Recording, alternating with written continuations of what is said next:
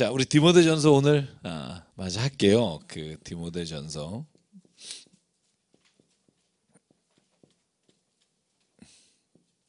날씨가 그래서 그런지 굉장히 피곤하죠. 그죠? 저도 지금 날씨 때문 아닌가요? 오늘 디모데전서 3장 들어가려고 합니다. 3장. 지난주 2장까지는 디모데전서 1장, 2장에서 사도 바울이 디모데에게 너희들이 그러므로 믿음으로 교회를 이렇게 해 나갈 때 필요한 게 무엇인가를 앞부분에 설명한 부분이 있습니다. 제가 좀 1장을 길게 해서 저희가 많이 못했는데 특별히 하나님께서 이 디모데를 통해서 하나님이 맡겨주신 에베소 교회를 목회해 나갈 때 어디에 중점을 두고 해나가야 될지에 대한 말씀을 좀 주셨고요. 그래서 모든 교훈의 목적은 사랑이다. 그 말씀 드렸어요. 우리가 아무리 뭘 많이 행하고 뭘 많이 안다고 해도 사랑이 없이 행하는 것들에 대해서는 하나님께서 기뻐하시지 않는다 말씀드렸고요. 지난주에 마지막에 또 여자분들에 대한 말씀을 좀 나눴고요. 그래서 교회에서는 조금 조용히 했으면 좋겠다 이런 얘기들이 있지만 특히 남자들에게도 마찬가지로 권면하는 말씀을 들었습니다. 그리고 오늘 3장에는요, 이제 특별히 교회 안에서 직분자에 관한 말씀이에요. 어떻게 보면 우리도 다 여기에 속하는 거죠. 그래서 첫 번째로는 감독이라고 하는 직분을 받을 때 이 감독이 가져야 될 어떤 덕망 혹은 감독이 가져야 될 신앙의 모습, 그 다음에 집사라고 하는 직분을 우리가 세울 때 디모데에게 어떤 사람이 집사에 합당한지, 집사를 세워야 되는지 말씀을 주십니다. 여러분, 감독은요, 저희가 보통 그 성경 안에 감독, 장로, 주로 이 두 개가 같이 쓰여요. 목사라는 말은 딱 한 번 나와요. 어딘 줄 아세요? 여러분, 목사라는 말은 딱 한 번 나와요. 신약 성경뿐만 아니라 성경에. 알아도 되겠죠? 하나니까. 에베소서 4장 11절에 목사라는 단어가 한 번 번역해서 나오고요. 나머지는 다 감독 아니면 장로인데요. 감독이나 장로가 그 명칭이 사용될 때 감독은 행정적인 어떤 의미를 강조하면 감독이라는 표현을 쓰고요. 장로라는 건 어떤 교회 안에서 나이가 많고 아니면 교회 안에서 이끌어가는 리더를 말할 때 장로와 감독을 혼용해서 사용합니다. 특별히 이 두 개가 어떤 사람은 뭐 했고 어떤 사람은 뭐 했고 나누기가 참 쉽지 않고요. 그리고 나서 집사 직분은 여러분도 아시겠지만 사도행전 6장에 7 집사를 세우면서 여러분 말씀드린 그 집사 직분과 동일한 집사입니다. 그래서 감독을 이런 사람 뽑아라. 감독은 여러분 볼 때 어떤 사람을 감독이라고 할 수 있을까요? 오늘날 교회 제도에 이렇게 보면 목사도 감독에 들어가겠죠? 네. 장로님들도 감독에 들어가겠죠. 실은 권사님들도 감독에 저는 들어갈 거라는 생각이 들어요. 이렇게 굳이 이렇게 우리가 나눠보자면 이 감독이라는 헬라어는요, 에피스코포스라는 단어요. 이 에피스코포스라는 말이 뭐냐면 돌본다는 뜻이에요. 감독한다는 말도 있지만 돌본다는 의미를 가지고 있어요. 그래서 어떻게 보면 교회 생활을 좀 오래 하고 오늘 이따가 저는 14개예요. 감독은 이러이러한 사람이 돼야 된다. 거기에 나와 있는 목록이 14개입니다. 이 14개 목록을 보시면서 나는 여기 아닌 것 같다 그러면 조용히 이제 목사도 포함이 되는군요. 보면서 야 이거 어렵겠다. 쉽지 않다 이런 생각했고요. 제가 보니까 집사님 한 8개 정도 어떻게 분리하나다 조금씩 달라질 수 있는데 제가 볼 땐 그런 것 같아요. 그래서 이런 사람을 세워서 교회가 이렇게 교회답게 잘 질서 있게 운영될 수 있게 하라. 그 말씀이 주로 이제 3장에 나오는 주된 내용입니다. 같이 읽으면서 나는 지금 이 교회에서 직분은 잘 감당하고 있는지 이런 이야기를 좀 같이 나눠보면 좋을 것 같고요. 이 집사라는 건 뭐 아시는 분 많이 들으셨겠지만 디아코노스라는 단어예요. 헬라어로. 이 디아코노스, 집사라는 단어는요. 그리고 우리 디콘이라고 그러잖아요. 영어로 디콘이라고 하는데 디아코노스라는 단어는 발 닦아주는 시중 드는 사람을 말해요. 시중 들다는 뜻이에요. 그러니까 우리는 보통 왜 집사, 권사님, 뭐 장로님, 뭐 목사 그러면 이게 뭔가 이렇게 높이 올라가는 듯한 느낌을 갖지만 구약의 장로들은 그죠? 여러분 잘 아시겠지만 장로들이 12장로가 세워지고 장로가 모든 어떤 이스라엘 백성이나 이스라엘 민족을 이끌어가는 데 있어서 중추적 역할을 한 것처럼 역할은 중요한 역할을 맡지만 하는 일에 있어서만큼은 신약 성경에 보면 이렇게 섬기는 일이라는 거죠. 섬기는 일. 제가 제일 재밌는 것 중에 하나가 있잖아요. 어디 하나님의 종한테 덤벼 이런 말 하는 거 있죠. 그죠? 종이니까 덤비는 거예요. 둘러쓰거든요. 말단이에요. 아주 종. 소위 말하면 노예 같은. 그죠?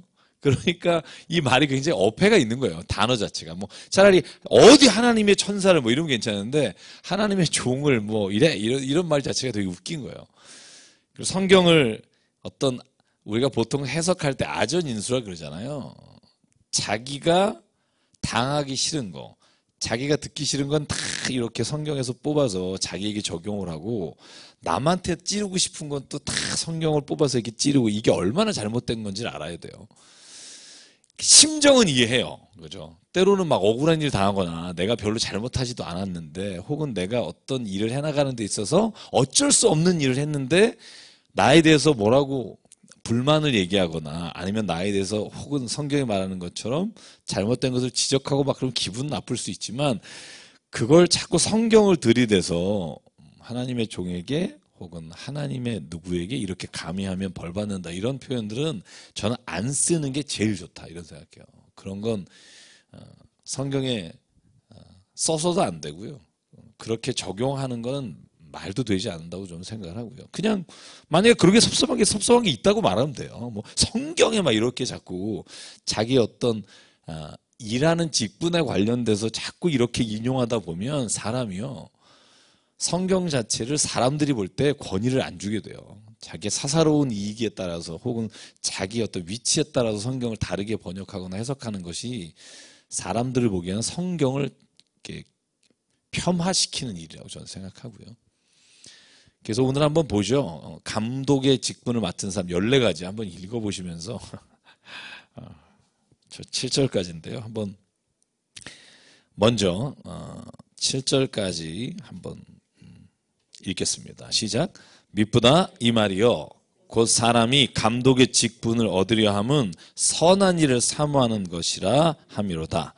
그러므로 감독은 책망할 것이 없으며 한 아내의 남편이 되며 절제하며 신중하며 단정하며 나그네를 대접하며 가르치기를 잘하며 술을 즐기지 아니하며 구타하지 아니하며 오직 관용하며 다투지 아니하며 돈을 사랑하지 아니하며 자기 집을 잘 다스려 자녀들로 모든 공손함으로 복종하게 하는 자라야 할지며 사람이 자기 집을 다스릴 줄 알지 못하면 어찌 하나님의 교회를 돌보리요.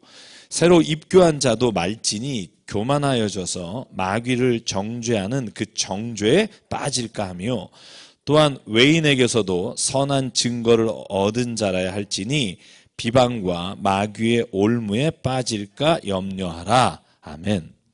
한번 체크해 보셨어요? 동그라미? 내가 이렇게 지금 잘하고 있는 거 동그라미, 대충 못하는 거 세모, 영 아닌 거 X 이렇게. 성경에 감히 X를 이렇게 생각하지 마시고 거보세요. 이렇게. 저는 이걸 보면서 제일 제가 잘 모르겠다. 이거 어떻게 될지 정말 장담할 수 없다는 게 뭐냐면 4절 5절이에요. 자기 집을 다스려서 자녀들이 공손함으로 복종하게 하는지. 이거 내일은 내가 어떻게 하면 되는데 자식은 내 마음대로 잘 안 된단 말이죠. 여기 참 이렇게 모녀가 공부하러 오신 거 보니까 참 부럽기도 하고. 오늘 CTS에 사람이 없다니까 저희 딸도 같이 가져서 얼마나 고마운지.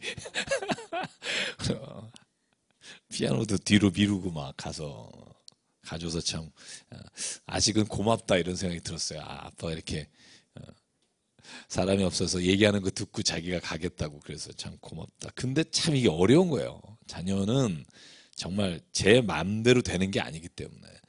다만 믿는 것은 하나님은 기도로 키운 자녀 혹은 하나님의 말씀 안에 있는 가정을 하나님께서 다시 세우시겠다고 약속하셨기 때문에 제가 약속을 믿는 거죠. 그리고 또 하나 어려운 게 뭐냐면 저는 그 3절 마지막 부분에 돈을 사랑하지 아니하며, 여러분 아시겠지만 6장에 대놓고 쫙 나오는 게 있어요. 돈을 사랑하면 일만하게 뿌리다부터 시작해서 이 디모데전서 마지막에 나오는 아주 그냥 굉장한 충격적인 얘기가 다 6장 마지막에 나와요. 돈을 사랑하는 자는 패망한다. 그래서 돈에 관한 얘기가 야고보서하고 이 디모데전서가 가장 좀 강하게 나와요. 근데 여기 감독도 마찬가지고요. 돈을 사랑하지 않는 자다. 이 말이 있다가 제가 6장을 하면서 한번 비교하면서 볼게요. 왜 이렇게 강조하는지에 대한 말씀을 좀 나누고 싶고요. 그 당시에는 사람과 사람 사이에 우리가 지금 흔히 말하는 법적인 제도 장치가 많이 돼 있지 않아서요. 여타한 일은 주먹으로도 해결하고요. 시시비비가 붙으면 힘센 사람이 이기는 경우도 많고요. 그래서 참 요즘은 이런 덕목을 넣을 수가 없을 것 같은 목록이 하나 있어요. 뭔지 아세요? 구타하지 아니하며. 웬만해서 뭐 구타 요즘 이런 감옥 가죠. 아니면 뭐 경찰서 가거나. 근데 예전에는 아마 이 부분이 굉장히 중요했던 것 같아요. 구타하지 아니하며 이 말이 여기에 나오는 거 보면 그렇지 않은가 생각을 잘합니다. 어쨌든 집사의 직분 중에도 맨 마지막에 뭐냐면 자녀와 자기 집을 잘 다스려라 이 말이 나오는 걸 보면 교회 직분을 맡은 자에게 있어서 가장 중요한 것 중에 하나가 가족인 것 같아요. 자녀 얼마나 잘 우리가 다스리느냐. 왜냐하면 제가 개인적으로 보면 그런 생각을 해요. 가정을 보면 제 평소의 삶이 드러날 수도 있겠다 그런 생각을 해요. 굉장히 이게 위험한 말인데 제 자신에 대해서 제 딸이 이렇게 막 하는 행동을 보면 저 아빠가 집에서 어떻게 했는지 알겠다 뭐 이런 거를 알 수 있잖아요. 제가 얼마 전에 그 저희 딸하고 이렇게 얘기하다가 어느 교회에서 아마 그랬다는 것 같아요. 부목사님이 그 자녀가 교회 와서 담임 선생님한테 그랬대요. 교회 선생님한테. 목사님 딸이, 부목사님 딸이. 우리 엄마 아빠 어제 대판 싸워가지고 오늘 교회 올 때도요, 따로 왔어요. 막 이러고서. 그러니까 그 교사나 그 주일학교 같은 사람은 다 아는 거죠. 이 목사 집은 토요일만 되면 싸움질하고 주일 아침에도 따로 오고 막 이러는구나. 근데 그거를 누구만 몰라요? 그 부모만 몰라요. 얘가 이렇게 얘기하고 다니는 걸 모르니까. 그래서 이게 어려운 것 같아요. 이 자녀를 키운다는 게 참 쉽지 않다는 얘기인 것 같고요. 여러분 한번 얘기해 보실래요? 여러분은 어떤 게 제일 이 목록 14개 중에 어떤 게 제일 좀 어려운가 하는 생각 드시나요? 네? 어떤 생각 드세요? 뭐가 제일 어려운 것 같으세요? 돈을 상하지 않는 거, 그렇죠? 술을 즐기지 아니하며. 네. 재밌어요. 감독은요 술을 즐기지 아니하며고 집사는 어떤지 아세요? 술에 인대기지 아니하고 이렇게 돼 있어요. 다행이에요. 그리고 맨 뒤에는 또 뭐라고 나와 있냐면 디모데에게 사랑하는 아들 디모데야 네가 자꾸 물만 먹으니까 위장이 안 좋은데 스토매치라고 나와요. 위장을 위해서 약간의 포도주를 좀 써라 이런 표현이 있어요. 그래서 제가 이따가 그 장에 가면 그 얘기를 좀 하려고 그래서 그러면은 취하지 말아야 되는 거냐 마시지 말아야 되는 거냐 절제해야 되는 거냐 제가 그 이따가 그 주제를 가지고 한번 얘기를 좀 나눌게요. 또 뭐가 있을까요?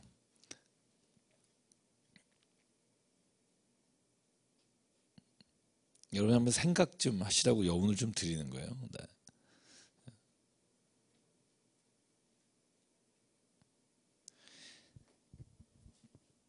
자, 집사도 한번 마저 읽고 같이 나눌게요. 8절부터 13절까지인데요.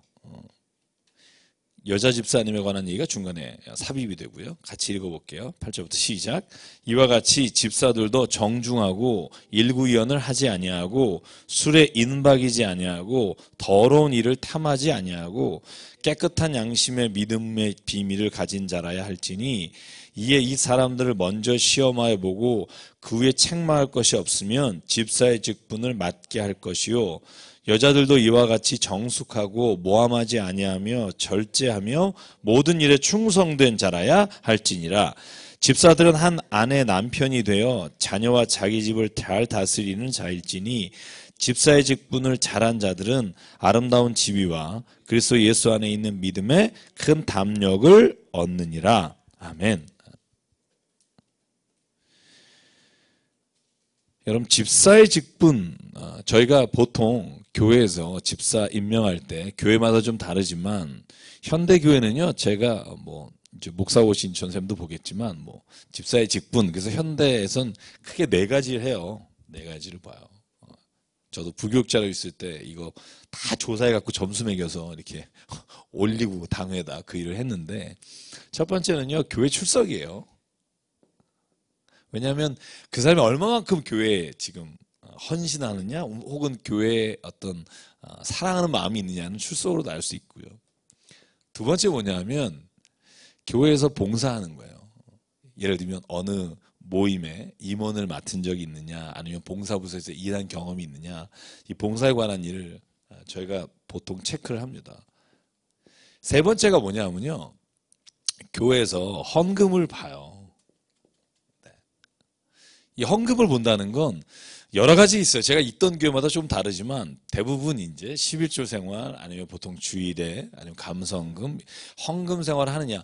왜냐하면 성경에도 나오지만 내 물질이 있는 곳에 네 마음도 있다.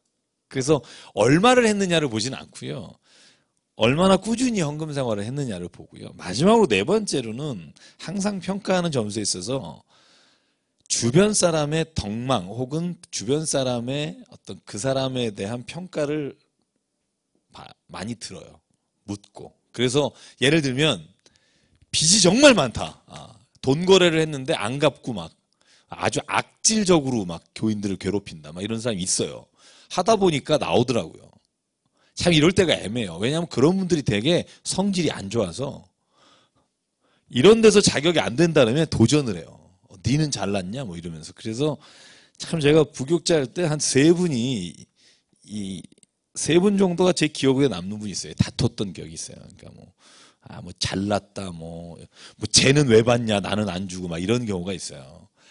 참, 그래서 교회가 어려운 게 그런 거예요. 그렇게 막무가내로 나오면 같이 싸울 수도 없고, 그럴 땐 또 어디선가 누군가 나타나셔서 이렇게 막 그 교회 안에서 이렇게 떡대지 오시고, 예! 막 이러면서 이러죠. 싸움 붙고 막 이런 경우도 있고, 저도 그랬던 기억이 나요. 그래서 직분자를 뽑을 때 정말 중요한 것 같아요. 그래서 저희 교회는 다행히 이제 장로 장립 저희가 딱 한 번 했는데, 한 번 할 때 정말 제가 감사하고 은혜스러운 건 뭐냐면 두 분의 장로님이 나와서 100% 찬성이 나와서 정말 그때 저도 약간 울었던 것 같아요. 무기명으로 했는데, 근데 이제 교인이 좀 많아졌잖아요. 많아지면 또 어떤 일이 생길지 참 궁금하고. 그래서 제가 실은 그랬어요. 저희 교회에서는 투표를 안 하겠다고 제가 아예 선언하고, 우리 교회는 투표 안 합니다. 그리고 이제 저희가 인선에서 올린 분, 운영위원회 올리고 다 올려서 그냥 두 분을 추천해서 올리려고 했는데 두 분이 저한테 찾아왔어요. 목사님 투표해야 된다고.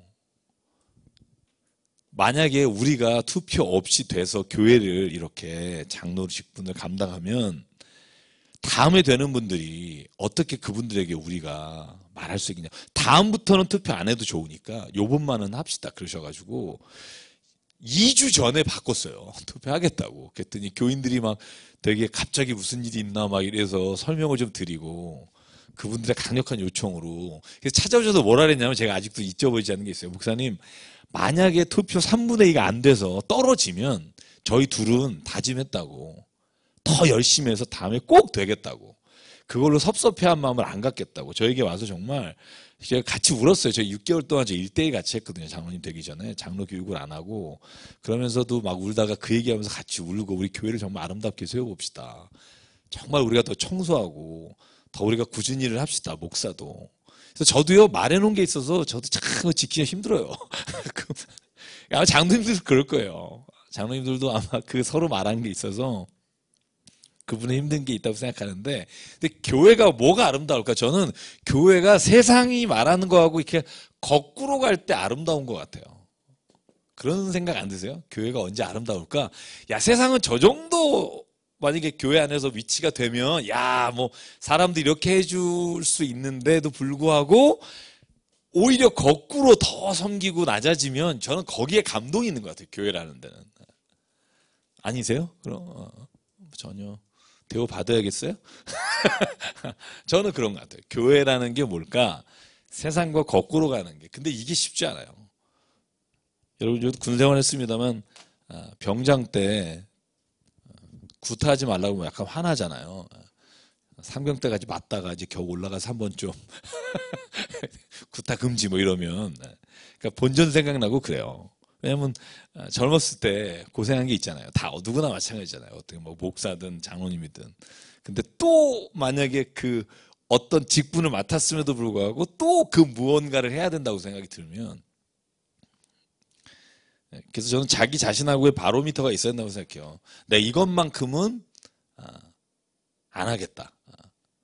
저한테도 개인적으로 두세 개 정도 있는데요. 이것만큼은 내가 만약에 은퇴할 때까지는 이거 해야겠다. 이 두 가지는 하자. 그런 건 있어요. 여러분도 그런 게 좀 마음이 있었으면 좋겠어요. 뭐 어떤 직분을 맡을지 모르지만 직분을 안 맡는다 그래도 저는 그런 게 굉장히 중요하다 생각하고요. 이 직분을 잘 맡으면 두 가지를 얘기해요. 다 우리 디모데에게 말하는 게 뭐냐면 이 일을 잘 감당하면 13절인데요. 아름다운 지위를 얻게 될 것이다. 여러분, 존경이라는 건요, 위치에서 오는 게 아닙니다. 그러니까 뭐 사람이 다 직급이 높다 그래서 존경받는 거 아니에요. 이빨 갈면서 그냥 그 존대해 줄 수 있죠. 뭐 아유 그래 네가 아버지다 뭐 이럴 수도 있잖아요. 네가 사장이다 뭐 이런 거 있잖아요. 그런데 마음으로는 전혀 존경하지 않는 거예요. 근데 이 아름다운 지위라는 게 뭐냐면요, 그 직분이 사람들이 정말 존경하고 정말 아름다운 직분을 감당하게 된다는 거예요. 저는 그런 감당을 하고 싶어요. 우리 교회가 좀 그랬으면 좋겠고.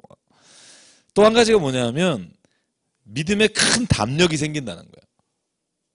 여러분, 우리가 믿음 생활 해나갈 때 때로는 막 이렇게 해도 될까? 뭐 내가 또 이렇게 또 연약하다 뭐 이럴 수 있는데, 오늘 사도 바울이 뭐라고 말하냐면 13절에 네가 만약에 집사의 직분을 잘하면 그리스도 예수 안에 있는 믿음의 큰 담력을 얻게 될 거야. 나도 이런 일을 해보면서 이렇게 하니까 야 이런 결과가 오는구나. 야 나도 담력을 가지고 그 일을 행할 수 있게 된다. 우리 집사님, 죄송합니다. 제가 용어를 항상 이렇게 좀 막 쓰는 경향이 있는데 용서하시고요. 집사님 짬밥이 오래되신 분이죠. 얼마 되셨죠? 우리 집사님. 그러니까요. 우리 짬밥을 작은 순서부터 한번. 1년. 네. 또 짬밥이 좀 오래되신 분이, 야 오늘 정말 이렇게 오래되신 분이 안 나오셨네요. 정말 안 나오셨네. 네. 우리 문집사님은 혹시 8년 되셨고요. 저도 지금 목사 안수 받은 지가요, 제가 이렇게 보니까 17년 돼 가더라고요. 제가 98년에 받은 것 같아요. 98년. 그래서 꽤 오래됐구나 그런 생각했어요. 근데 아직도 이 직분의 이 감당해야 될 일들 보면 내가 정말 잘한 건가? 이런 생각이 드는 경우가 있어요. 정말 내가 이걸 잘하고 있나? 혹은 야 내가 이런 자격이 있나? 그런 생각이 듭니다. 근데 저는 그 생각은 늘 가져야 된다고 생각해요. 늘 한번 이렇게 비춰보시고요. 내가 진짜 지금 잘 신앙생활 하고 있나? 직분을 감당하나? 그때 디모데전서 3장을 피십시오. 그래서 여기를 한번 읽어보십시오. 내가 정말 절제하고 있나? 내가 흥분해서 누군가에게 막 그러고 있지 않나? 내가 정말 신중하게. 여기에 보시면은요, 재밌는 게 뭐냐면 기도 열심히 하고 방언하며 신방하고 이런 거 없어요. 재밌지 않으세요? 감독 집사 그러면 적어도 막 그런 거 있잖아요. 막 교회 안에서 행하는 이런 것들에 대한 목록이 있을 것 같잖아요. 없어요. 보통 세상에서 그냥 사람들이 존경하는 사람의 기준? 그 기준이에요. 그거보다 훨씬 더 높긴 하지만 저는 깜짝 놀란 게 그런 거예요. 보통 스데반 사도행전 6장에 보면 믿음이 있고 그런 말 있잖아요. 성령이 충만하고. 근데 여기 있는 목록은요. 한번 봐보세요. 여중에 종교 생활과 관련된 게 뭐가 있나? 없어요. 헌금을 많이 하며도 없어요. 그래서 저는 이거 읽으면서 사도 바울이 생각하고 있는 디모데뿐만 아니라 자기가 목회하는 현장에서 정말 중요한 것 중에 하나가 뭘까? 사람의 됨됨이구나. 그리고 사람이 세상을 살아가면서 the way of thinking, way of life라고 하죠. 보통 생각하는 방식과 살아가는 방식이 달라지는 거. 저는 그게 믿음이라고 생각해요. 예를 들어서 똑같은 삶의 방식은 똑같은데 성질을 내고 신중하지 않고 단정하지 않고 술을 사랑하고 구타하고 뭐 이건 그대로인데 헌금 열심히 하고 기도하고 교회 빠지지 않고 우리가 가지고 있는 기준이 그쪽인 경우가 얼마나 많은지 몰라요. 근데 사도 바울은요 오히려 그거하고 기준이 완전히 다르다니까요. 아예 그 기준은 있지도 않아요 지금 집사나 감독에 있어서. 저는 이걸 보면서 뭘 생각하냐면 우리가 생각하는 어떤 신앙에 있어서 지도자 혹은 교회의 지도자가 가져야 될 덕목이라고 생각한 아까 제가 말한 이 네 가지가 있잖아요. 이게 어느 교단이나 마찬가지예요. 이걸 뽑게 돼 있어요.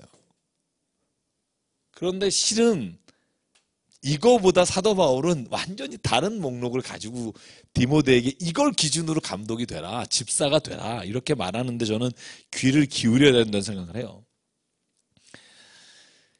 한 가지만 짚고 갈게요. 뭐냐 하면 7절인데요. 6절하고 7절. 새로 입교한 자는 감독을 맡기지 말라는 거예요. 왜냐하면 교만해진다는 거죠.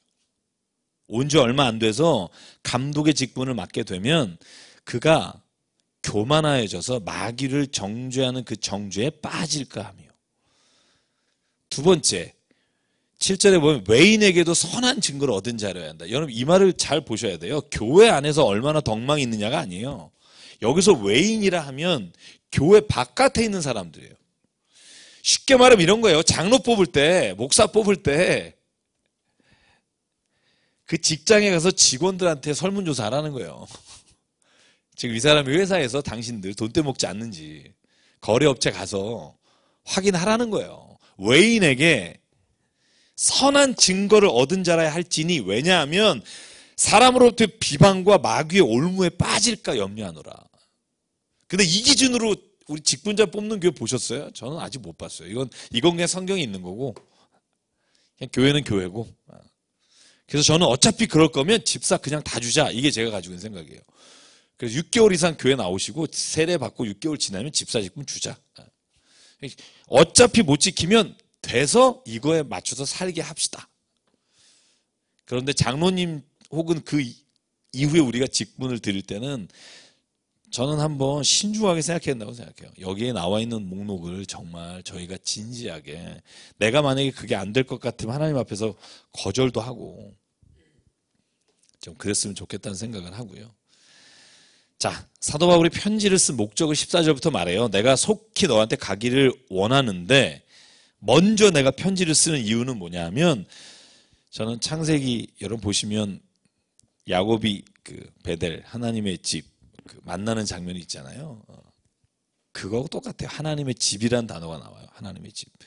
자, 15, 6 같이 읽어볼게요. 시작.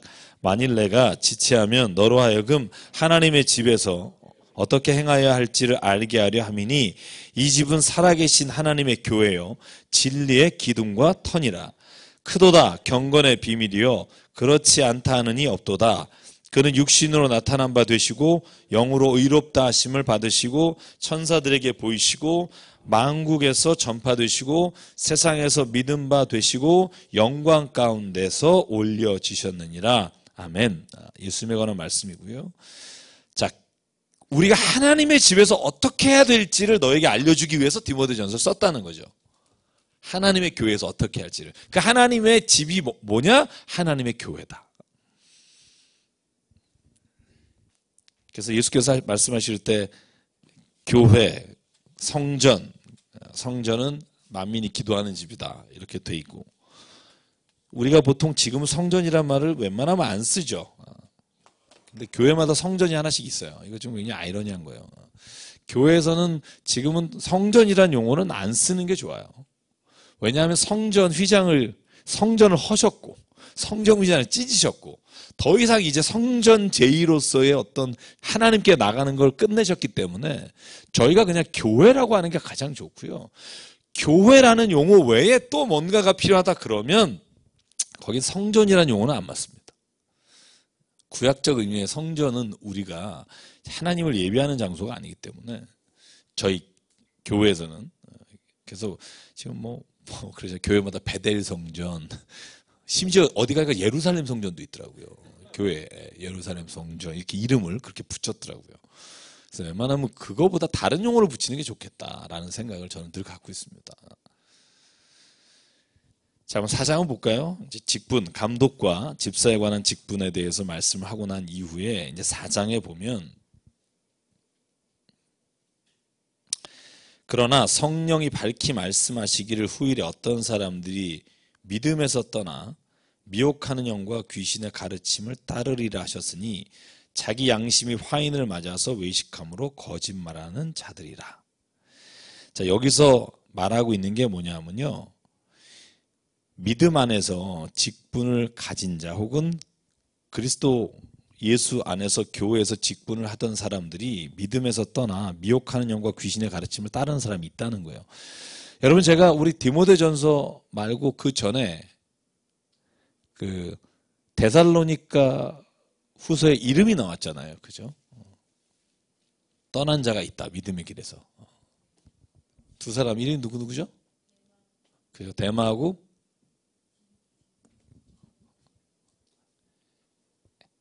에라스도였나요? 알렉산더였죠. 네, 알렉산더일 거예요. 네. 그러니까 어느 교회나 보면 특이한 게요, 믿음의 길에서 떠난 사람이 있어요. 바울이 쓴 편지에도 보면.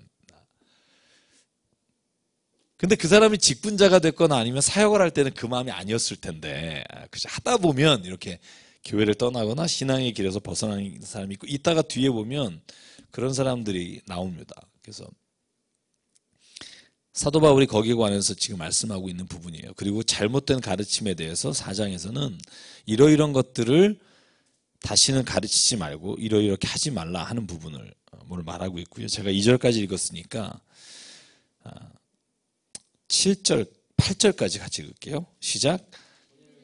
금하고 어떤 음식물은 먹지 말라고 할 터이나 음식물은 하나님이 지으신 바니 믿는 자들과 진리를 아는 자들이 감사함으로 받을 것이니라. 하나님께서 지으신 모든 것이 선함에 감사함으로 받으면 버릴 것이 없나니 하나님의 말씀과 기도로 거룩하여 짐이라. 내가 이것으로 형제를 깨우치면 그리스도 예수의 좋은 일꾼이 되어 믿음의 말씀과 내가 따르는 좋은 교훈으로 양육을 받으리라. 망령되고 허탄한 신화를 버리고 경건에 이르도록 내 자신을 연단하라. 육체 연단은 약간의 유익이 있으나 경건은 범사에 유익하니 금생과 내생에 약속이 있느니라. 아멘. 직분자로 이제 뽑힘을 받은 사람에게 주로 하는 말씀이 여기 있는데요. 여러분, 여기에 보면 초대교회 그 바울 당시에 각 교회마다, 이거 좀 보실래요? 각 교회마다 유행처럼 혹은 사람들이 가르침으로써 가르쳤던 가르침이 있어요. 각 교회마다. 그런데 재미있는 건 뭐냐면 그 가르침이 성경적인 교훈이나 하나님의 말씀과는 전혀 다른 가르침이에요. 그래서 왜 우리가 디모데전서 시작하면서 그런 말 했죠? 네가 교훈을 따라가는데 거짓 교훈을 따라가지 말고 망령된 신화를 따라가지 말고, 이런 말씀이 나오는 이유가 뭐냐면 가르침이 있는데 이 가르침이 잘못된 거를 분별하지 못하는 거예요. 왜? 그 당시에는 우리가 소위 말해서 신약 성경이 이렇게 있어서 그걸 읽으면서 신앙생활을 하는 게 아니었기 때문에 여전히 구약 성경만 가지고 우리가 신앙생활을 했기 때문에 그 다음에 가르치고 전도자들이 와서 말하면 예수님이 그런 건가? 하고 혹하는 경우가 있다는 거죠. 그런데 헬라어는요. 저희 지금 목회팀 지금 히브리어 지금 전우전 사람한테 배우고 있어요. 매주 한 번씩. 근데 저 헬라어를 보면 이게서 어학은 내가 꼭 해야겠다는 생각을 하는데요. 고대 헬라어, 그러니까 예수님 당시 헬라어하고 현대 헬라어가 좀 다른데요. 예수님 당시에 바울이 썼던 헬라어에는요. 시작할 때 대문자로 시작하거나 그런 게 없었어요. 그래서 어디에서 시작하는지 잘 몰라요. 두 번째는 뭐냐면 인용문, 따옴표라는 게 없었어요. 그래서 어디까지가 인용인지 어디까지가 바울 말인지를 구분해내는 게 무지 어려워요. 그래서 수사법에서 우리가 바울의 서신을 연구할 때 쓰는 용어가 하나 있어요. 그게 뭐냐면 드라트리베라는 단어예요. 디아트리베. 디아트리베가 뭐냐 하면 각 교회 이단이든 아니면 거짓 선지자든 아니면 잘못된 가르침을 하는 사람들이 한 이야기를 말하고 그 이후에 알 혹은 대, 이게 헬라어에서 그러나라는 말인데요. 그러나 이렇게 말한다라고 사도 바울이 가르친 부분들이 있는데 이건 아직도 학자들 간에 의견의 다툼이 있어요. 왜냐하면 어디까지를 인용으로 볼 거고 어디까지를 바울의 말로 봐야 되는지 굉장히 혼란스러워요. 대표적인 거가 오늘 여기 본문은 그렇게 어렵지 않아요. 여기 본문에 지금 시작하는 혼인을 금하고 어떤 음식물을 먹지 말라고 할 터이나 요건 디아트리베에 들어가는 본문이에요. 그렇게 말하는 사람이 있다는 거예요. 그러니까 혼인도 하지 말고 어떤 음식도 먹지 말라고 할 터이나 하는 사람이 있으나 그러나 음식물을 하나님이 지으신 거니까 믿는 자들과 진리를 아는 자들이 감사함으로 먹으면 버릴 게 없다. 그래서 잘못된 가르침을 여러분 고린도서 7장 1절 한번 펴시 보실래요?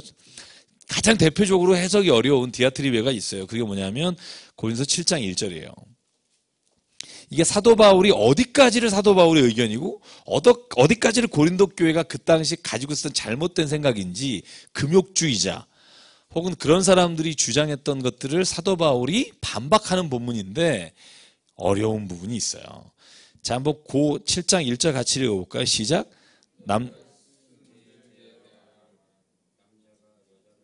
가까이 아니함이 좋으나 음행을 피하기 위하여 남자마다 자기 아내를 두고 여자마다 자기 남편을 두라. 이 앞에 남자가 여자를 가까이 아니함이 좋으나 이 말은 우리가 사도 바울의 말로 알고 있는 경우가 많아요. 그런데 이걸 디아트리베로 보면 그 뒤에 헬라어로 보면 네라는 단어가 있어요. 그러니까 너희들 중에 야 남자랑 여자랑 가까이 안 하고 결혼 안 하는 게 좋다라는 사람들이 그런 가르침을 하는 사람이 있으나 그러나 내가 말하는데 음행을 피하기 위해 남자마다 아내를 둬라. 그래서 디아트리베를 적용해 보면 사도 바울은 결혼하라는 쪽이 훨씬 더 많아요. 말씀이. 근데 이 본문을 잘 보세요. 따옴표도 없어요. 인용부호도 없고 대문자도 시작 안 해요. 그래서 제가 얼마 전에 또 굉장히 논란하는 게 방언이에요. 방언. 방언이 나온 본문이 어디까지를 사도 바울이 방언은 개인적으로 하나님과 관계에서 유익하나 이 말이 유익하다고 바울이 말한 거냐 아니면 그렇게 말하는 사람이 고린도 교회에 있었는데 나는 방언 말하는 것보다 5마디 위로 말을 해라 이 뒤에 말이 바울의 말이냐에 따라 번역이 달라져요. 근데 이건 제가 얼마 전에도 저희 신약학 하시는 교수님 두 분이 이 글을 쓴 게 있어서 제가 논문을 읽어봤는데 쉽지 않아요. 그래서 제가 이런 말씀 왜 드냐면 성경은요. 제가 뒤에도 5장에도 그런 말씀 나와요. 그런 본문이 나오는데 성경은 그래서 아는 사람에게 들어야 하고요. 성경을 해석할 때 그 단어나 문장만 딱 뽑아서 하면 오해 여지가 무지 많은 게 얼마나 많은지 몰라요. 그래서 현혹되지 마시라는 거죠. 현혹되지 말라는 거죠. 실은 제가 5장 8절 미리 해볼까요? 그런 단락이에요. 여러분 이 오해 여지가 많은 본문이에요. 디아트리베는 아닙니다만 우리가 성경 전체를 봤을 때 자 5장 8절 같이 읽어볼게요. 시작. 누구든지 자기 친족 특히 자기 가족을 돌보지 아니하면 믿음을 배반한 자요 불신자보다 더 악한 자니라. 여러분 사도 바울은 단호하게 말하죠. 이거 사도 바울의 말이에요. 오리지널.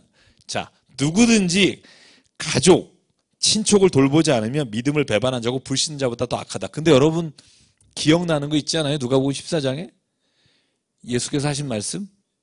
이단들이 맨날 쓰는 말 있죠. 니네 아빠가 너의 신앙을 봤는데 집 나와. 뭐 이걸로 쓰는 본문이 있어요. 14장 20 몇 절이죠? 26절이죠. 26절. 자, 한번 읽어볼게요. 14장 26절. 왜 제가 이 본문을 말씀드리고 싶냐면 이단들의 이런 말에 또 현혹되는 사람이 있어. 누가복음 14장 26절. 같이 한번 읽어볼게요. 이 말이 이 말과 오늘 읽은 5장 8절과 또 혼란을 일으키는 분들이 있어요. 자, 시작.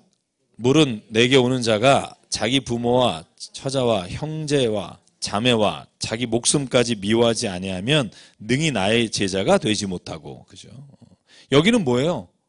부모, 형제, 자매, 목숨 다 미워하라는 거예요. 그죠? 안 그러면 내 제자가 못 된다. 여러분 이 말이요. 이단들이 얼마나 좋아하는지 몰라요. 신천지도 마찬가지고. 근데 이 본문을 여러분 이 두 말이 어떻게 보면 우리가 이 본문만 딱 따놓고 보면 배치되잖아요. 그죠? 이 두 개가 다 이거 어떡하라는 거야? 이런 생각이 들잖아요. 그러니까 본문을 잘 봐야 돼요. 오늘 5장 8절, 들으면서 5장 8절에 사도 바울이 말하는 본문은요. 그야말로 교회 안에서 신앙생활에 나가는 모든 신자가 해야 될 일인 거예요. 친족이나 가족을 사랑하거나 돌보지 않으면 악을 행하는 자인 거예요. 불신자만도 못한 게 성경이 말하는 교인의 그리스도인의 생활이에요.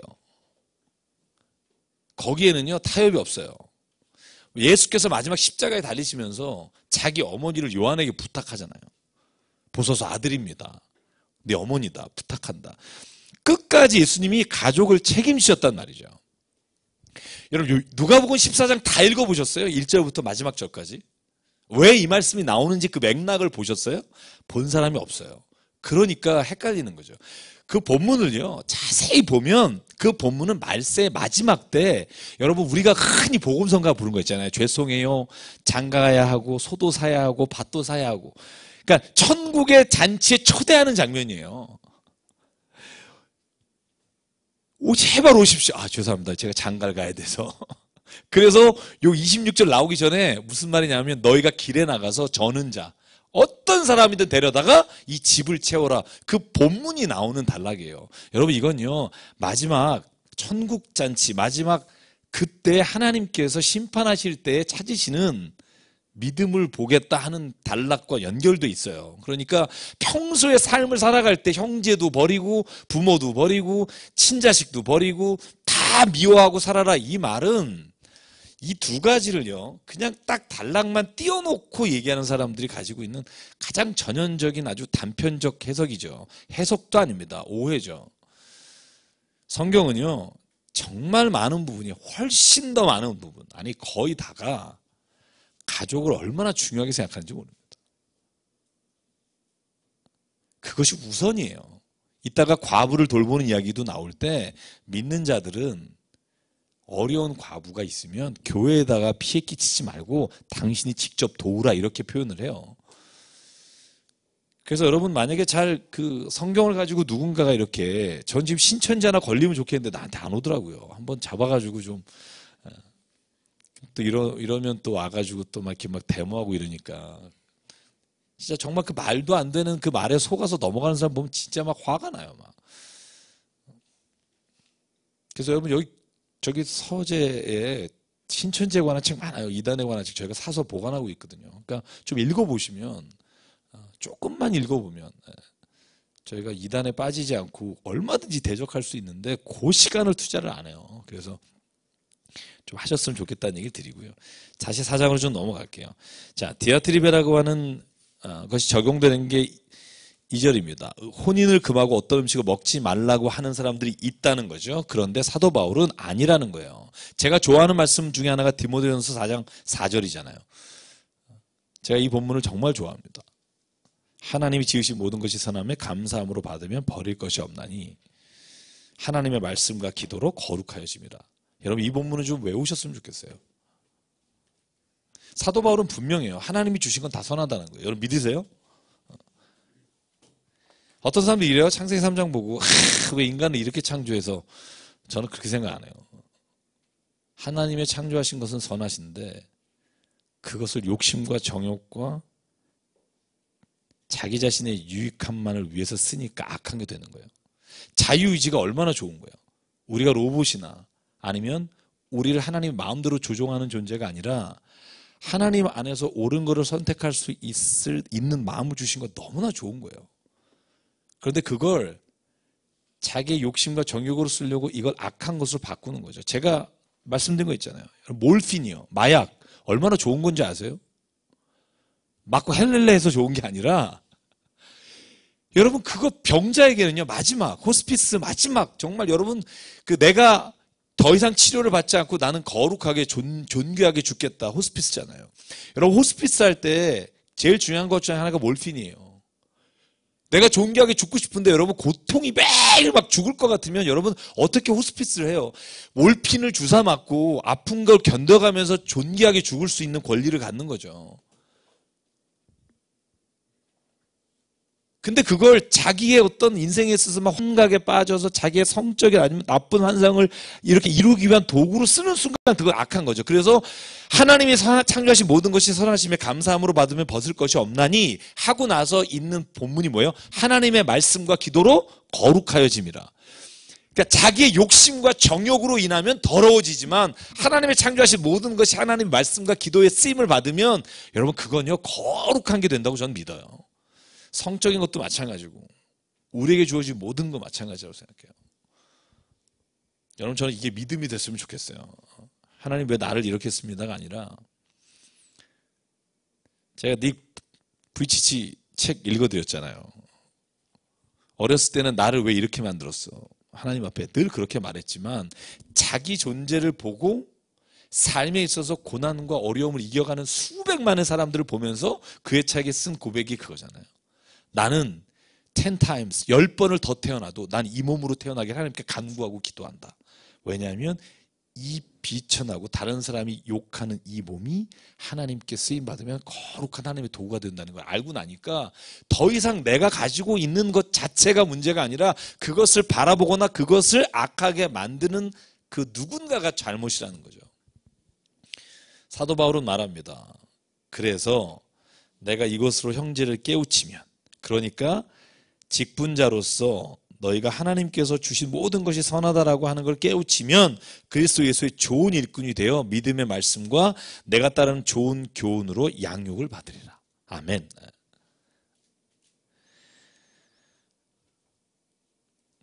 세상이 왜 악해지는가? 사람이 다른 사람을 도구로 보기 때문에 그래요. 저걸 어떻게 이용할 수 있을까? 저 사람 어떻게 한번 해볼까? 이런 마음으로 보니까 사람과 사람 사이가 분열이 되는 거죠. 제가 여러분에게 한번 소개한 책이 있어요. 그 마틴 부버가 쓴 이키 운트 두 나와 너라는 책이 있어요. 저 그 책을 굉장히 좋아하는데요. 그 이키 운트 두라는 게 뭐냐면 독일어로 말하면 나와 너라는 말이지만 원래 이키 운트 지키 그러니까 나와 그것이라고 하는 거. 그러니까 사람이요 다른 사람을 보면서 인격적으로 나와 당신 이렇게 보는 존재가 하나님이 주신 존재를 보라보는 방식이라면 인간이 욕망과 이기심과 정욕에 가리워지면 다른 존재를 당신으로 보지 않고 그것으로 본다는 거예요. 그것. 왜 제가 마틴 부버 책 중에 두 권 소개했어요. 기억하실지 모르겠지만 Eclipse of God, 신의 일식이라는 책하고 나와 너라는 책이에요. 신의 일식이라는 책은 하나님 어디 있습니까? 하나님이 존재한다면 나에게 나타나봐라 말하지만 실은 하나님이 없어진 게 아니라 지구와 태양 사이에 달이 껴서 그 빛을 막는 것처럼 우리의 죄로 말미암아 하나님의 빛이 우리에게 오지 못하는 일식 현상으로 하나님을 보지 못한다는 거예요. 그러니까 결국 하나님의 부재는 인간의 죄라는 거죠. 이키 운트 두 나와 너라는 책에서 말하는 건 그거예요. 하나님이 존재한 모든 관계는 하나님이 나와 너와 당신과 나로 만들어 주셨는데 왜 이 만물이 세상 가운데 타락하냐면 상대방을 도구화하고 대상화시켜서 나를 위해서 좋은 게 뭘까를 끄집어내는 그거에 아주 익숙해 있기 때문에 관계가 망가지는 거죠. 여러분 부부 사이도 좀 그렇다고 생각해요. 부부 사이가 왜 그러냐? 나와 당신 인격적으로 하나님 안에서의 관계가 아니라 아니 이 인간 돈 좀 있는 줄 알았더니 결혼해보니까 허당이네 뭐 이런 거죠. 그러니까 이 존재 자체가 내게 주신 선물과 나의 관계를 맺는 게 아니라 이 존재를 통해서, 이 대상을 통해서 내가 뭔가를 얻을까라는 관계로 보기 시작하니까 이 관계가 깨지는 거예요.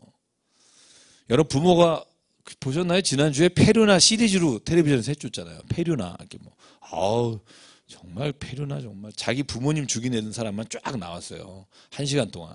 보는데 굉장히 힘들더라고요. 왜냐하면 제 딸이 같이 보니까 제 두렵더라고요. 이렇게.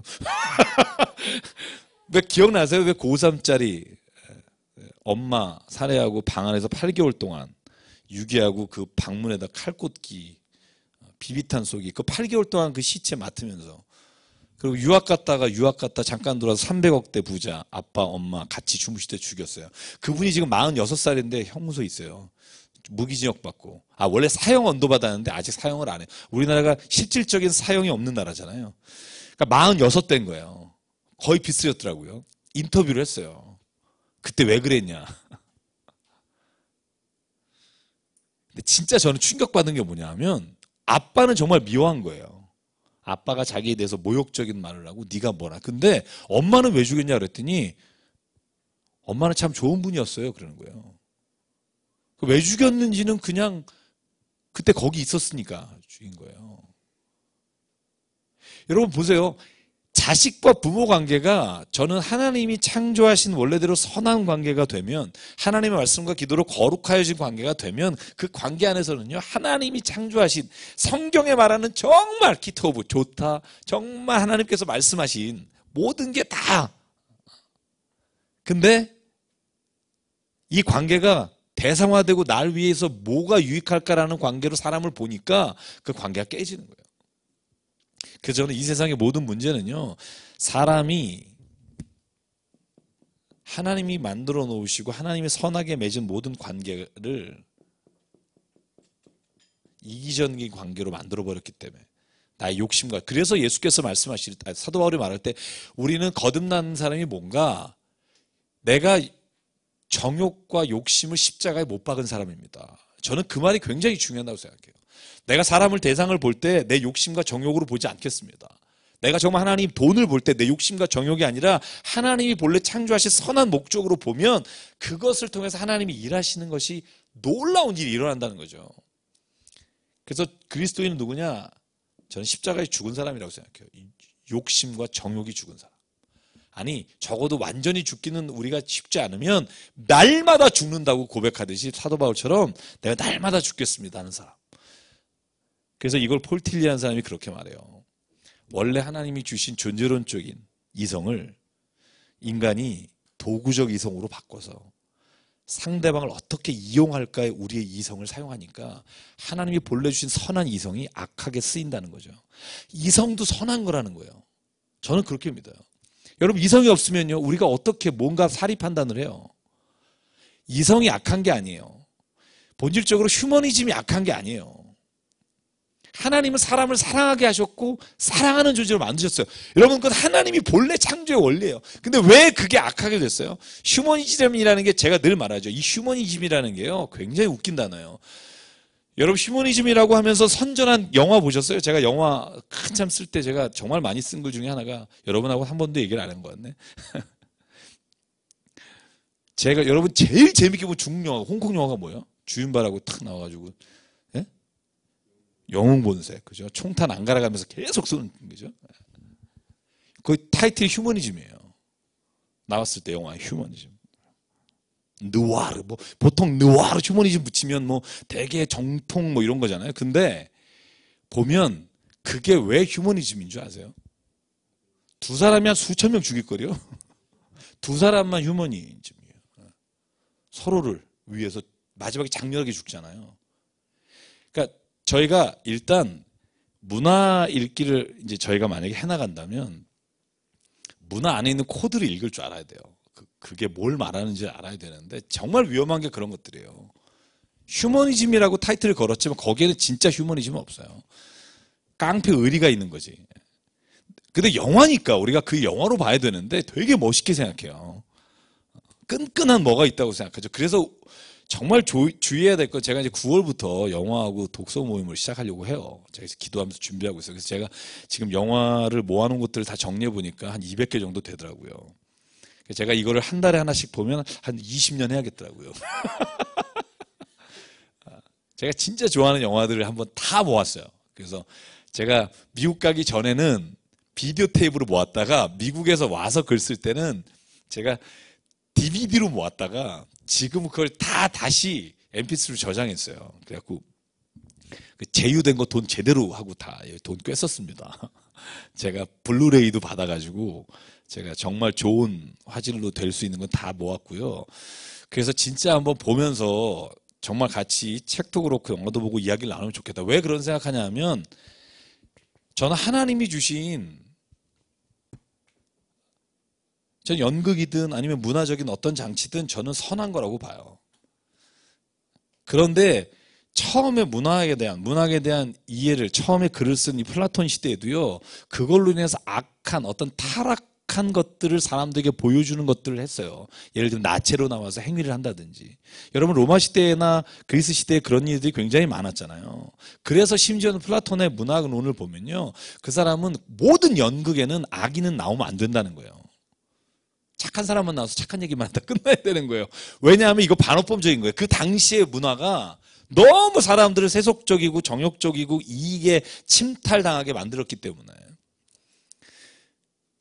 저는 거기까지는 아니지만 문화도 가려봐야 된다는 생각은 참 많이 해요. 제가 아는 집사님 중에 호러무비 좋아하는 분 계세요. 호러무비. 호러무비의 고전적 첫 번째 작품이 더 띵이라는 거예요. 여러분 혹시 보신 분 없을 거예요. 저는 뭐 이렇게 영화사를 연구해 보신 분 있죠. 띵이 이제 다시 또 하나 나온 게 새로 나온 게 있고 옛날 고전판은 1970년대 나온 게 있어요. 그런 호러물만 저녁마다 봐요. 토요일날 저녁 새벽 3시까지. 제가 어떻게 하냐 그 딸이 얘기하더라고요. 우리 아빠는 저녁에 막 피 튀기고 갈라지고 막 쪼개고 목 자르고 혀 내리면 혀 자르고 막 이런 것만 본대요. 그리고 주일날 와서 예배 드리는 거예요. 제가 예전에 한번 소개해드린 영화 있어요. 모방범죄로 사람 죽이는 거 따라했다가 그 유명한 여러분 추리소설 갑자기 이름을 까먹었는데 두 사람이 법정 공방을 벌린 게 있어요. 그러니까 사람을 죽인 걸 영화 보고 했다 그러니까 영화가 선하냐 악하냐 뭐 그래서 공방을 벌인 적도 있고요. 제가 드리고 싶은 말씀은 거예요. 모든 하나님이 주신 건 선합니다. 여러분 저는 이 믿음을 가지고 있는다 생각해요. 모든 건 선합니다. 이걸 우리가 악하게 바울이 로마서에 말한 거 보면 순리를 영리로 바꿨기 때문에 그것이 악하게 되는 경우도 있고요. 하나님께서 주신 것을 욕심으로 보니까 대상을 성적 대상, 타락한 대상으로 보게 되는 거죠. 넘어갈게요. 오늘 또 끝내야 되니까. 자, 그러므로 오늘 주시는 말씀이 뭐냐면 7절입니다. 망령되고 탄한 신화를 버리십시오. 경건에 이르도록 자신을 연단하십시오. 8절 한번 읽어볼까요? 시작. 육체의 연단은 약간의 유익이 있으나 경건은 범사에 유익하니 금생과 내생의 약속이 있느니라. 아멘. 여러분 이 말이요. 육체의 연단은 유익이 약간 있으나 경건의 훈련, 경건의 연단은 범사 유익하다. 여러분 이 말을 우리가 좀 오해하는 경우가 있어요. 대부분의 주석을 보면 이 부분을 이렇게 말해요. 우리가 왜냐하면 사도 바울이 그런 말하거든요. 우리가 달리기 경주하는 거에 비교하는 경우가 있어요. 신앙에 대해서 신앙의 경주. 그래서 나의 달려갈 길과 내게 주신 사명을 다 마치기까지는 그런 말을 하기도 하고 그래서 이 육체의 훈련을 육신의 훈련이라고 생각하고 우리가 많은 주석이 그렇게 쓰는데 제가 이 본문의 주석서와 또 제가 볼 때 너무 그쪽으로만 번역하는 건 문제가 좀 있어요. 왜냐하면 여기 만약에 육체의 연단은 육신에게 좋으나 이렇게 해야 맞고요. 약간의 유익이 있다. 이 말은 뭐냐면 여기서 말할 육체의 연단은 단순히 머슬을 키우는 게 아니라는 거죠. 건강을 위해서 운동하고 운동이 우리 몸에 좀 좋으나 경건은 아주 좋다. 이런 말이 아니고요. 이 표현은 육체에 대한 다시 말하면 디모데 전서를 쓰고 있는 그 에베소 교회 혹은 고린도 교회도 그런 경향이 있었지만 금욕주의자 혹은 결혼하면 안 된다, 성적인 건 나쁜 거다, 하나님이 하신 좋은 것은 보이지 않고 나쁜 사이드만 자꾸 말하는 사람들이 금욕주의자가 많아요. 제가 한번 시리즈로 저번에 한번 아주 피토한 적이 있어요. 여러분, 성경은 금욕이 아니다. 그죠?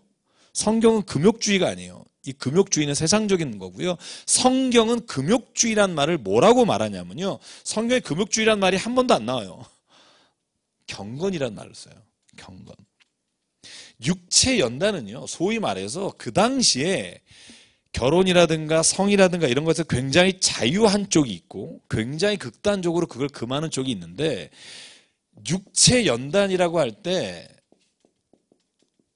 이건 우리가 신체를 단련하고 건강하는 말도 포함이 되겠지만, 우리가 신앙에 있어서 금욕주의적 혹은 육체와 관련돼서 신앙의 외적인 행위를 하는 것에 치중하지 말라는 쪽의 번역이 저는 더 타당하다고 봐요. 그러니까 신앙을 보여지는 어떤 기도 생활 혹은 교회 가는 생활, 우리가 소위 말하는 종교적 사이클의 생활, 그런 어떤 것도 우리가 신앙에 유익함이 있지만, 진짜 유익한 게 뭐냐 하면 경건의 훈련이라는 거예요. 경건의 연단. 그럼 이 경건이 뭐냐? 이게 godness라고 번역도 되고 pietism이라고 번역이 되는데, 이 경건이라고 하는 게 뭘까? 여러분, 존 모트라는 사람이요, 경건을 이렇게 표현해요. 저는 이 번역이 참 좋아서, 하나님을 공경하는 마음과 태도다, 이렇게 표현해요. 그러니까 어떤 외적인, 내가 얼마나 기도한다 혹은 내가 어떤 신앙생활에서 밖으로 아웃사이드로 보여지는 게 아니라 내가 하나님을 향해서 가지고 있는 열망과 마음과 태도, 그게 가장 중요한 게 경건이라는 거죠. 여러분, 이 경건이라는 단어는 번역하기가 진짜 어려워요. 성경에 안 나오는 단어로 그래서 우리가 말해요. spirituality. 우리가 영적이라는 말은 성경에 한 번도 없어요. 영으로라는 말은 있어도요, 영적이다, 우리가 쓰는 영성이라는 말이 없어요. 그건 여러분, 캐톨릭에서 소위 수도원 운동을 하면서 만들어낸 단어가 spirituality라는 단어, 영성이라는 단어예요. 성경은 영성이라는 말 예수님이 안 써요. 경건이라는 말을 쓰고요. 그리고 하나님 앞에서 우리가 말씀을 따라 사는 자, 이런 표현을 써도, 그래서 궁극적 경건이 뭘까? 이 경건이라는 단어가요, 그래서 성경에는요, 신약 성경에 굉장히 상반된 단어하고 연결이 돼요. 기도도 경건의 훈련에 들어가고요. 심지어 야고보서 1장 28절인가요? 마지막에 보면 진짜 경건은 뭐다? 환난 때에 고아 과부를 돌보는 게 경건이다 할 때 똑같은 단어를 써요. 그러니까 경건이라는 게요, 어떻게 보면 삶에 있어서 적용되는 것을 보여질 수도 있지만, 보다 근본적인 건 하나님을 향한 태도와 공경하는 마음을 경건이라고 말해요. 그러니까 이건요, 쉽게 말하면 눈에 보이지 않으나 우리가 안사람, 속사람이 하나님을 향한 갈망을 가지고 있는 게 저는 경건이라고 생각해요. 이거 경건 아닌 거죠.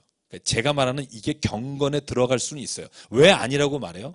예수께서 세리의 기도와, 그죠? 바리새인의 기도를 비교하시며 길에 서서 손을 하늘 향해 들고, 하나님 감사합니다, 저런 자들 같다. 그러니까 외적으로 보이는 거는 이게 경건해 보이잖아요, 우리가 볼 때는. 그죠? 찬양할 때 두 손도 좀 올려야 되고, 저도 여러분과 같이 올립니다만, 중요한 건 뭐냐면 그게 우리가 보는 신앙에 있어서 중요한 게 아니라는 거예요. 더 중요한 건 뭐냐면, 예수께서 칭찬하신 기도, 저 구퉁이에 가서 감히 하나님을 향해 고개를 못 들고 땅을 바라보며 나는 죄인입니다, 그걸 경건하다고 저는 봐요. 왜냐하면 경건이란 하나님을 향해서 하나님 앞에 내가 설 수 없는 존재라고 하나님 앞에 가지고 있는 마음과 태도이기 때문에. 경건의 훈련은 뭐예요? 그러니까 가장 중요한 게 뭘 것 같으세요? 네? 내 자신을 내려놓는 거. 네, 그 말도 맞고요. 저는 여기에 나오는 단어들이 굉장히 많습니다만, 경건의 훈련, 우리가 경건의 훈련 말은 하는데 경건의 훈련이 뭐라고 물어보면 잘 모르잖아요. 그러니까 우리가 할 수 없이 말하는 거죠. 기도 훈련, 말씀 훈련, 이런 훈련을 왜 말할 수밖에 없냐면, 그게 곧 하나님을 사랑하고 하나님을 향해서 공경하는 마음에서 나오는 태도니까. 그런데 본질적으로 드러나는 게 아니라 더 중요한 건 내적인 거라는 거죠. 겉에 나오는 게 아니라 안에 있는 거. 잊어버리지 마시라는 거죠. 겉으로 보이는 신앙 행위, 금욕주의, 기도, 고행 이런 것들이 우리를 거룩하게 하는 게 아니라 하나님 앞에서 험불한 마음, 마치 마태복음 5장에 나오는 마음이 애통한 사람, 심령이 가난한 사람, 그게 경건이라는 거예요. 그러니까 경건한 사람의 특징은 있어요. 뭐냐면 경건한 사람은요, 교만하지 않아요. 왜냐하면 내가 험불하니까, 낮아졌으니까. 종교생활 막 신앙행위 열심히 하는 사람 특징이 있어요. 교만해요. 여러분 만약에 그 사람이 진짜 경건에 훈련한 사람이 아닌지 확인하는 길을 알려드릴게요. 교만한지 아닌지만 보시면 돼요. 아, 기도했어 오늘? 아직 여기 안 되신 거예요. 여기 하시는 거예요. 자기하고 싸우고 있는 중이에요. 그러니까 그분도 용납하세요. 그냥 아직 그분도 자기하고 싸우고 있어 그런 거니까. 뭐, 너는 이거 했어? 뭐 이러는 사람이. 그래서 경건한 사람은 교만하지 않고요. 경건의 훈련이 안 되는 사람은요, 교만해요. 저는 제가 세 가지 판단 기준이 항상 저 자신에게 있어요. 내가 지금 오늘도 하나님 말씀 안에 있는가? 내가 지금 이렇게 결단하는 게 하나님의 뜻인가 아닌가를 알 때 제 마음에 가장 편한 게 내 마음에 하나님이 평안을 주실 거예요. 저 개인적인 거예요. 편안한 평안을 주시면 아, 내가 내 욕심을 따라 선택하지 않았구나. 그런 생각을 하게 되고요. 내가 욕심을 따라 선택하면 편하지가 않아요. 늘 내 안에서 싸우는 게 있어요. 옛날 소크라테스가 한 말이 있죠. 내 안에 있는 다이몬이라는 게 그 당시에 다른 누구는 모르지만 내 안에서 자기에게 하는 말하는 그 무엇을 다이몬이라고 불렀어요. 그러니까 우리는 성령을 믿으니까 내 안에서 성령이 하시는 말씀이 들어야 돼요.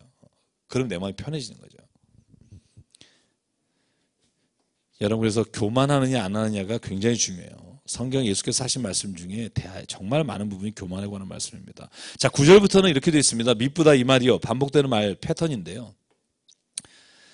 모든 사람이 받을 만하도다. 그게 뭐냐 하면 이를 위하여 우리가 수고하고 애쓴 것은 우리 소망을 살아계신 하나님께 두미니 곧 모든 사람 특히 믿는 자들의 구주시라. 너는 이것들을 명하고 가르치라.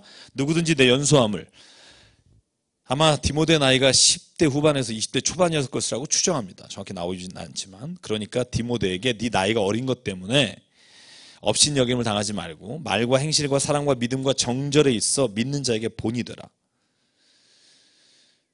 자, 그래서 두 가지는 동그라미 치실래요? 12절에 본이 되라 하는 것과 15절에 성숙함을 모든 사람에게 보여라. 이게 우리가 직분자 혹은 교회 안에서 우리가 믿음으로 살아가는 사람에게 하나님이 원하시고요. 바울이 디모데에게 말하는 거예요. 네가 왜 하나님 앞에서 사랑과 정절과 행실을 따라 살아야 되느냐? 본을 보이기 위한 것이고 15절 이 모든 일을 너의 성숙함으로 모든 사람에게 나타내서 네 말을 듣는 사람을 구원할 수 있게 해라. 야, 네가 그러지 않으면 네 말 듣고 누가 예수님께 오겠니? 네가 본이 되고 네가 성숙해야 사람들이 네 말을 듣고 오늘 말한 것처럼 내가 내 자신과 가르침을 살펴 이를 계속하라. 이것을 행함으로 내 자신과 내게 듣는 자가 구원을 받을 것이다. 여러분 그러니까 우리는요. 나 혼자 겨우 구원받아서 하나님 앞에 가는 존재가 아니라 하나님이 우리를 부르셨다면 우리를 통해서 누군가가 주님께 나오는 자리까지 갈 수 있도록 이끌어가는 사람. 그게 저는 우리를 하나님이 부르신 목적이라고 생각해요. 그리고 13, 14, 15 말씀을 보면 내 속에 있는 은사 곧 장로의 회의에서 안수받을 때 예언을 통해 이 사도행전 16장인지 학자마다 좀 견해가 있습니다만 어쨌든 안수받을 때 예언을 통해서 받은 그 은사를 가볍게 여기지 말라. 여러분 은사를 모르는 분도 있고 아는 분도 있죠. 그죠? 가볍게 여기지 마십시오. 은사를 잘 활용하십시오. 근데 마지막으로 요 은사나 아니면 내가 본이 되고 성숙해지려면 세 가지를 꼭 해야 된다는 거예요. 오늘 4장까지밖에 못하겠네. 잠깐만요. 왜 이렇게 됐죠? 왜 이렇게 길어졌죠? 6장까지 했어야 되는데. 자, 거기 본문에 이렇게 나와요. 13절. 자, 이건 꼭 아셔야 돼요. 저는 이건 꼭 말씀드리고 싶었어요. 정말 신앙인은요, 이 세 가지는 항상 해야 됩니다. 뭐죠? 읽는 것과 또 하나는 권하는 것과 또 하나는 가르치는 것.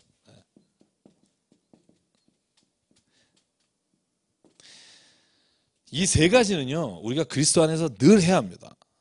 읽는 것과 말씀을 읽어야 되고요. 이 권면하는 것과는요, 영어 성경에 보면 encouragement예요. 누군가에게 용기를 주고 힘을 주고 그런 걸 권하는 것이라고 번역이 돼 있어요. 위로한다는 번역도 돼 있고, 그래서 위로하는 것과 이런 표현이 좀 맞죠. 그 다음에 가르치는 것. 저는 우리가 신앙생활 안에서 이걸 꾸준히 해야 됩니다. 읽는 것과 권하는 것과 가르치는 것. 그래서 우리가 왔잖아요. 그죠? 성경 읽는 거잖아요. 지금 집에서 이렇게 힘드니까 같이 읽고, 그죠? 저하고만 같이 하셨으면 지금 4년 동안 그죠? 성경학으로 읽은 거예요. 그죠? 무슨 수를 써든 하여간 읽은 거예요. 그죠? 자, 우리 5장 조금만 나가볼게요. 조금만 해보죠. 다음 주부터 지금 방학을 2주 하자 의견이 있어요. 그 휴가를 정말 많이 가셔서 의견은 있는데 오늘 제가 여러분에게 이따 물어보고요. 그래서 조금만 더 나갈게요. 조금만. 5장은 뭐 그렇게 어려운 본문, 아까 5장 8절도 했기 때문에 제가 중요하게 하려고 했던 것 중에 2달락만 하면 될 것 같고요. 자, 5장은요, 과부에 관한 말씀입니다. 과부에 관한 말씀. 1절부터 4절까지만 같이 읽고 오늘 나간 데까지 나올게요. 시작. 늙은이를 꾸짖지 말고 권하되 아버지에게 하듯하며 젊은이에게는 형제듯 하고 늙은 여자에게는 어머니에게 하듯하며 젊은 여자에게는 온전히 깨끗함으로 자매에게 하듯하라. 참 과부인 과부를 존대하라. 만일 어떤 과부에게 자녀나 손자들이 있거든 그들로 먼저 자기 집에서 효를 행하여 부모에게 보답하기를 배우게 하라. 이것이 하나님 앞에 받을 만한 것이니라. 아멘. 여러분, 나이가 많은 사람은 아버지처럼 대하고 늙은 나이가 많은 분은 어머니처럼 대하고 젊은 사람은 형제처럼 대하고 젊은 여자는 자매처럼 대하라. 그래서 우리가 자매님, 형제님 그러는 거예요. 되게 어색하잖아요. 처음 교회 나온 사람이. 그죠? 형제님, 자매님, 왜 네 형제냐? 뭐 이렇게, 그죠? 그런 얼굴로 보잖아요. 그리고 교회에서는 나이 많은 분한테 아버지, 아버님 이렇게 부르는 게 성경적으로 맞아요. 어머님 이렇게 하는 게. 왜냐하면 교회는요, 성경적으로 보면 가족이에요. 왜냐하면 잘 보세요. 우리가 하나님의 자녀잖아요. 그죠? 그러니까 우리 자녀가 모여 있는 데는 다 하나님의 가족이에요. 패밀리고 우리가 서로 다 형제자매다. 그래서 우리가 그냥 나이를 불문하고 형제자매라고 부르죠. 그런데 그렇게 부르면 또 기분 나빠하는 분이 있으니까 저희가 그냥 다 직분을 이렇게 부르잖아요. 그죠? 근데 사실은 저는 형제님, 자매님, 수도원 가면 그렇게 많이 부르는데, 그리고 이제 보통 이렇게 신부님한테도 우리 father이라고 하죠. father. 아버지 이렇게 불러요. 그냥. 좀 어색합니다만. 네. 여러분 성경 보면 재밌어요. 참 과부가 있어요. 참 과부. 가짜 과부가 있나 뭐 이런 그죠. 그 다음에 대꾸절로 나오는 게 젊은 과부예요. 11절인가 보면.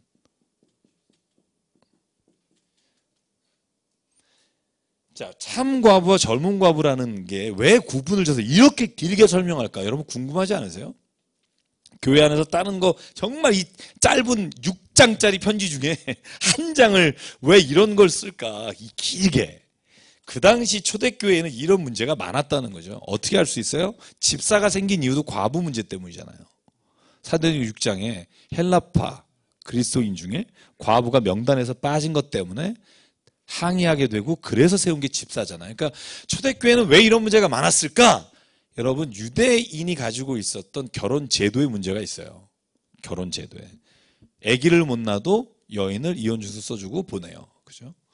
또 뭐 하면 보내요. 그러면 원하든 원치 않든 과부가 되는 거예요.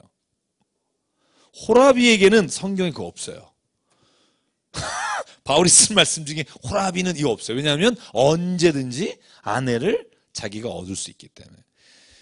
제가 랍비였다가 목사님이 되신 분이 얼마 전에 와서 기독교 100주년 거기서 강연하는 내용을 제가 들었는데요. 그 중에 제가 충격적인 거 하나가 그런 거였어요. 그 요한복음 4장에 나오는 사마리아 여인. 한국에서 너무 잘못 소개하고 잘못 번역하고 있다고 막. 그래서 내용을 들어보니까 그런 거예요. 그 여인이 남편을 5번 갈아치우고 굉장히 뭔가 세상적으로 굉장히 살고 싶은 대로 살고 세상에서 자기가 하고 싶은 대로 살았던 여자가 예수를 만나서 갈증나는 막 세상 뭐 이렇게 저도 성경을 본 적이 있는데 그분이 막 엄청 화내시면서 당시 지금 유대에 와보라는 거예요. 어느 여자가 남편 5번 바꿔가면서 살 수 있는지. 버림받았지 바꾼 게 아니라는 거예요. 버림받아서 아픈 여잔데 그 여자를 자기 쾌락을 위해 살았다고 말하는 것 자체는 죄라는 거예요. 죄. 저도 그래서 또 한번 회개한 거예요. 이걸 정말 나도 더 성경을 봐야겠구나. 랍비가 목사님이 됐으니까 얼마나 잘 보이겠어요. 자기 문화를 아니까.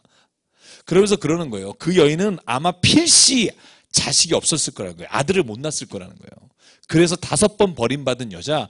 그러니까 말하자면 세상 다 살고 이제 더 이상 갈증 날 거 없는 여자가 아니라 세상에서 거절당한, 리젝트 당한 버림받은 여인에게 예수가 찾아가셔서 네가 어떤 사람도 너에게 다가와서 너를 받아주지 않았지만 하나님은 널 받아준다. 그렇게 성경을 해석하라고 막 하시는데 제가 막 성경이 왜 참 과부기가 이렇게 많이 나온 줄 아세요? 그 당시에 정말 많았거든요. 교회 안에 과부가 정말 많았어요. 그래서 이 참 과부를 번역을 전 참 이게 영어로 성경을 보면요. truly in need예요.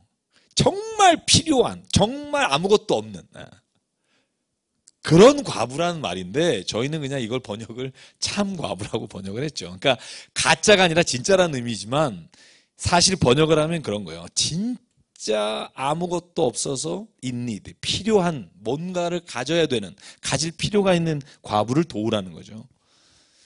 기준이 있어요. 여러 가지가 있지만 60세 이하 말고 60세 이상. 성경에 나와요. 9절에 보면.